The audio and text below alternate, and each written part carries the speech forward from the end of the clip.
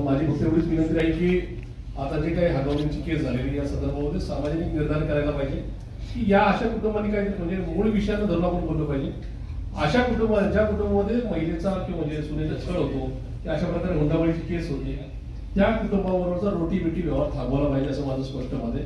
हा स्पष्ट संदेश जर आपण दिला ना की या ठिकाणी ज्या घरी सुनेचा जीव घेतला जातो किंवा तिला जीव देण्यास प्रवृत्त केलं जातं त्यांच्यावर आम्ही जमिनीशी व्यवहार करतोय आणि आम्ही तिथं स्थळ पण जुळवतोय, त्यांच्या घरातली मुलगी पण करतोय आणि मुलगी देत पण नाही.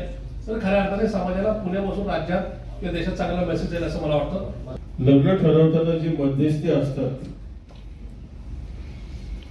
ते व्यावसायिक स्वरूपाची मध्यस्थी झालेली आहे. तुम्ही जर लग्न ठरवताना जी काही त्यांची मागणी असती ती लाख 2 लाखाच्या पुढे असते, दोन्ही कुटुंबाकडून घेतली जाते. वैष्णवी हगवणे यांनी जी आपली जीवनयात्रा संपवली, सकल मराठा समाजाच्या वतीनं तिला आम्ही श्रद्धांजली अर्पण करतो. त्या प्रकरणामुळे सगळ्या महाराष्ट्रामध्ये नव्हे तर देशभर खळबळ माजली. याच्यामुळे मराठा समाज पुणे शहरामधला खडबडून जागा झालेला आहे आणि या निमित्तानं लग्न कार्यामध्ये ज्या काही अनिष्ट प्रथा चालू झालेल्या आहेत किंवा वाढलेल्या आहेत त्या कशा कमी करता येईल याच्यासाठी आज या ठिकाणी अरविंद शिंदे यांच्या पुढाकारानं बैठक बोलवली गेली. त्याच्यामध्ये अनेक वक्त्यांनी आपली मतं व्यक्त केली. आता याच्यासाठी मराठा समाजाच्या एक प्लॅटफॉर्म तयार करून त्याच्यामध्ये पुणे शहरापुरती एक कार्यकारिणी तयार करावी असा एक विचार पुढे आलेला आहे.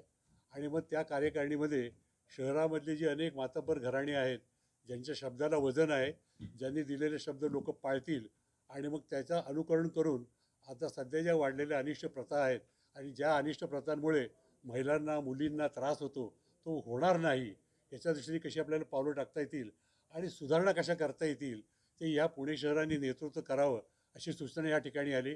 पुणे शहराचं इतिहासामध्ये वेगळं स्थान आहे. छत्रपती शिवाजी महाराजांचा जन्म पुणे जिल्ह्यात झालेला आहे.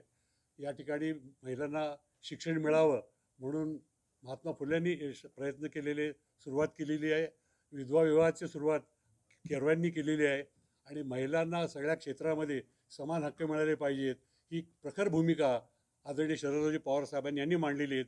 या सगळ्यांचा नेतृत्वाचा यांच्या विचाराचा वारसा हा पुणे शहराला आणि पुणे जिल्ह्याला लाभलेला आहे. तेव्हा पुण्याने या ठिकाणी नेतृत्व करावं आणि संबंध महाराष्ट्रामध्ये केवळ मराठा समाजातच नव्हे तर सर्व समाजामध्ये वेगळ्या वेगळ्या अनिष्ट प्रथा सुरू झालेल्या आहेत. या कशा कमी करता येईल हे करण्यासाठी काही कालावधी लागणार आहे. संजय वालगोडे यांनी सांगितलं ते खरं आहे की एक मानसिकता तयार झालेली आहे. ती मानसिकता आपल्याला बदलावी लागणार आहे. हे काम एका रात्रीत होणार नाही, एका दिवसात होणार नाही, एका पिढीमध्ये देखील होणार नाही. याच्यासाठी अनेक लोकांना अनेक दिवस कष्ट करावं लागणार पण त्याची सुरुवात आज पुण्यामध्ये होत आहे ही आनंदाची गोष्ट आहे. याच्यासाठी आम्ही बैठक या ठिकाणी बोलवली. आपण सर्व पत्रकार मित्रांना नम्र विनंती आहे की हा विचार आपण आपल्या माध्यमाच्याद्वारे सगळ्या समाजांमध्ये सगळ्या शहरांमध्ये महाराष्ट्रामध्ये पोहोचवला तर आम्ही आपल्याला अत्यंत मनापासून धन्यवाद देऊ. जय हिंद, जय महाराष्ट्र. आम्ही आपल्याला सांगितलं ना की एक या आजच्या बैठकीमध्ये अनेक आमदार साहेब असतील, समाजामधले थोर असतील, अनेकांनी आपल्यापासून सुरुवात केलेली आहे. यापुढे त्यांच्या मुलांचे लग्न असतील ते साधेपणाने होईल. पण त्याहीपेक्षा एक प्रामुख्याचा एक ठराव पास केलेला आहे की ज्या पद्धतीने वैष्णवीचा जो अंत झाला असा जर कोणत्या घराण्यामध्ये जर मराठा समाजाच्या पुढे जर कधी झाला तर त्याच्यामध्ये रोटी बेटीचा होणार नाही. त्यांच्या घरातली मुलगी घेतली जाणार नाही, त्यांच्या घरात मुलगी दिली जाणार नाही. हा स्पष्टपणे हा एक निर्णय समाजातर्फे संपूर्ण मराठा समाजाला दिला जातो. जी कोणी सून तुमच्या घरात येईल तिचा जर कधी छळ झाला तर तो समाज सहन करून घेणार नाही. हा प्रामुख्याने ठराव आहे. त्याचबरोबर अनेक दुसरे ठराव होते. वेळेवर लग्न लागणं, लिमिटेड लोकांमध्ये लग्न करणं आणि मोठ्यांची लग्नांचे जे अनुकरण मध्यम वर्ग मराठा समाज करतो ते न करणं असे सगळे ठराव केले. तर हा सगळा ठराव संपूर्ण मराठा समाजाचे जेवढे मराठा समाजाचे कुटुंब असतील त्यांच्यापर्यंत हा ठराव पोहोचवण्याचं काम आम्ही करणार आहोत.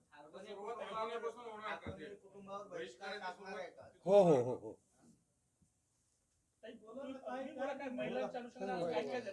महिलांच्या अनुषंगाने आम्ही या ठिकाणी असं ठरवलं की एक तर स्वतःच्या मुलीला पहिल्यांदा तिच्या पायावरती उभं केलं पाहिजे आणि प्रत्येक मुलीला हा विश्वास आला पाहिजे की मला जर आयुष्यात कुठं काही अडचण आली तर माझ्याबरोबर माझ्या माहेरचे लोक असतील, माझे भाऊ किंवा इतर मंडळी, आणि जीव देण्यापेक्षा इतर कुठला तरी मार्ग त्यातनं तिने स्वीकारावा, पण जीव देऊ नये एवढी या ठिकाणी आम्ही सगळ्यांनी इच्छा व्यक्त केली.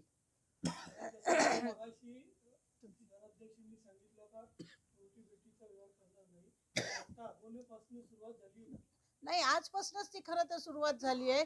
हा एक लोकांना धडा आणि एक सूचना पण आहे लोकांना, की ज्या घरामध्ये अशा पद्धतीनं लग्न होतात किंवा आणि त्या मुलींना त्रास होतो, त्या घरात लग्न करताना लोक 10 वेळा विचार करतील.